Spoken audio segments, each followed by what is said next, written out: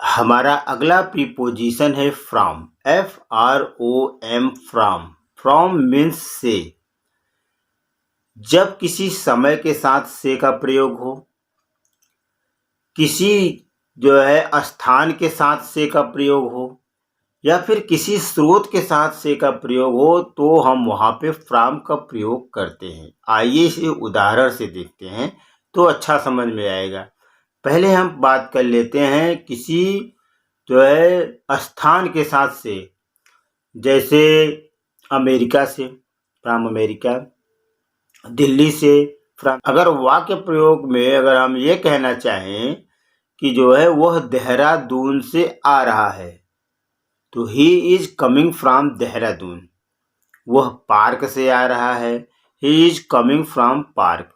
तो जैसा आपने देखा कि स्थान के साथ से का ऐसे स्थान पे फ्रॉम का प्रयोग करते हैं। आइए अब देख लेते हैं समय के साथ। जैसे मान लीजिए मैं ये कहना चाहता हूँ कि वह सुबह से आएगा, तो he will come from morning. या वह कल से काम करेगा, he will work from tomorrow. तो जैसा आपने देखा जब समय के साथ से हो तो वहाँ पर भी हम फ्रॉम का प्रयोग करते हैं। तीसरा और सबसे उपयोगी प्रयोग इसका जो होता है वो होता है फ्रॉम का प्रयोग किसी जो है स्रोत के लिए। जैसे मैं ये कहना चाहता हूँ कि मैंने ये इस बुक से लिखा, तो हमको कहना पड़ेगा कि I wrote this from this book. मतलब यहाँ जो है बुक मेरा स्रोत है कि मैंने जो है इस बुक से ये चीज़ लिखा।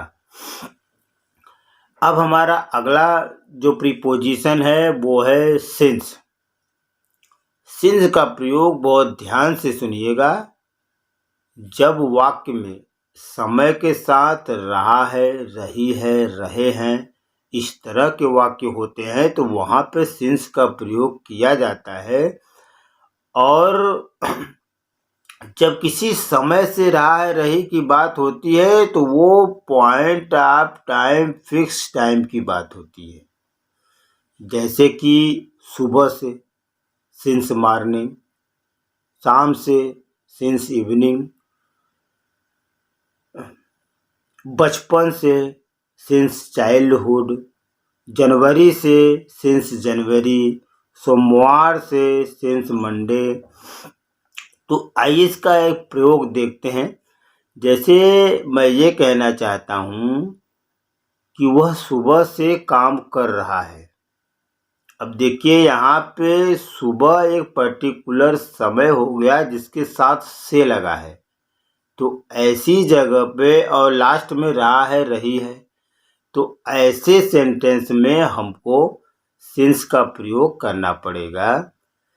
कि मान लीजिए मैं कहना चाहता हूँ कि वह सुबह से खेल रहा है, तो he has been playing since morning. Radha सुबह से नाच रही है, Radha has been dancing since morning. वह बचपन से यहाँ पढ़ रहा है, he has been studying here since childhood. अब हमारा अगला प्रीपोजिशन है फॉर।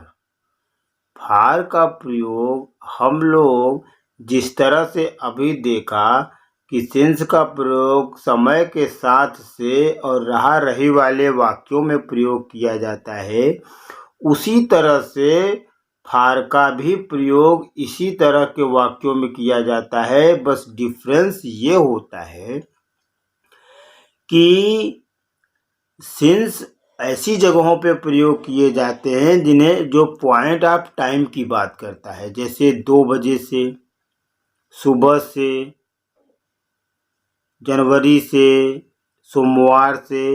लेकिन ये जो है फॉर का प्रयोग वहाँ किया जाता है जब पर्टिकुलर समय की बात न हो के पीरियड ऑफ टाइम की बात हो रही हो, जैसे 2 घंटे से, कई दिनों से, कई महीनों से, आइए उदाहरण से समझते हैं कि जब हमने सिंस में हम लोगों ने ये पढ़ा, वह सुबह से खेल रहा है। He has been playing since morning। तो यहाँ पर सुबह एक निश्चित समय की बात हो रही है, लेकिन जब हमें ये कहना हो कि वह 2 घंटे से खेल रहा है, अब ये 2 घंटे जो होते हैं, ये जो है 24 घंटे का कोई भी 2 घंटा हो सकता है। ये नहीं समझ में आ रहा है कि वो 2 घंटे कब की बात हो रही है। ये आप तब समझेंगे, कहने वाला जिस समय आपसे बात कर रहा होगा कि वह 2 घंटे से खेल रहा है, तो आप उस समय के सिचुएशन से समझेंगे कि अभी से 2 घंटा पहले से वो खेल रहा है। अब वो कोई भी टाइम हो सकता है, सुबह का हो सकता है, दोपहर का, शाम का, या 24 घंटे का कोई भी समय हो सकता है। बस आपको ये समझना होता है कि बताने वाला अगर मुझसे अभी ये कह रहा है कि 2 घंटे से वह खेल रहा है, तो इसका तात्पर्य यह है कि अभी के समय के 2 घंटे पहले से वो खेल रहा है। तो इस तरह के जो है वाक्य बनाए जाते हैं, वो फार के साथ बनाए जाते हैं। तो फिर मुझे ये कहना पड़ेगा कि he has been playing for 2 hours. यही डिफरेंस सिंस और फार के बीच का है। अब आइए देख लेते हैं फार के अगले यूज के बारे में। फार का अगला प्रयोग जो है, वो किसी पर्पज के लिए यूज किया जाता है, जैसे पढ़ने के लिए, फॉर स्टडी, खाने के लिए, फॉर ईट। कहने का मतलब ये है कि जब सेंटेंस में कोई पर्पज दिखाया जा रहा हो, तो वहाँ पे फार का प्रयोग किया जाता है। जैसे मैं ये कहना चाहता हूँ, वह मेरे पास पैसों के लिए आया। He came to me for money। अब यहाँ पे उसके आने का जो पर्पज है, वो है पैसा लेना, या पैसे के लिए वो मेरे पास आया। तो यहाँ पे जो पर्पज जो है फार से व्यक्त किया जाता है। जैसे एक उदाहरण और लेते हैं, वह पढ़ने के लिए अमेरिका गया। He went America for study। तो यहाँ पे अमेरिका जाने का उसका पर्पज है पढ़ना। तो इस तरह से जब सेंटेंस में पर्पज की बात होती है, किसी उद्देश्य को दिखाया जाता है, तो वहाँ पे फार का प्रयोग करते हैं। फार का एक और प्रयोग होता है किसी चीज के बदले किसी चीज के आदान प्रदान के लिए। जैसे मैं ये कहना चाहता हूँ कि मैंने उसे 500 रुपए में मोबाइल दिया।